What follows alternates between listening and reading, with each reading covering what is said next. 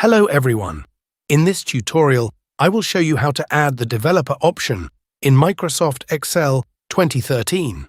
You may run the same process for Excel 2010, 2016 or 2019. If you look into the top row of the ribbon, you will see the File tab, then the Home tab, Insert, Page Layout, Formulas, Data, Review and View.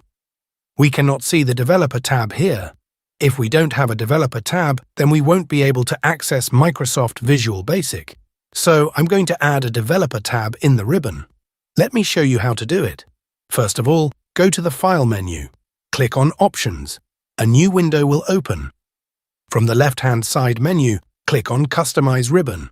On the left side, you will see the popular commands, and on the right side, you will see the main tabs. You will find the Developer right after the View. Your tab list could be in a different order. Box besides the Developer tab is not checked. Click on the box and the box will be checked.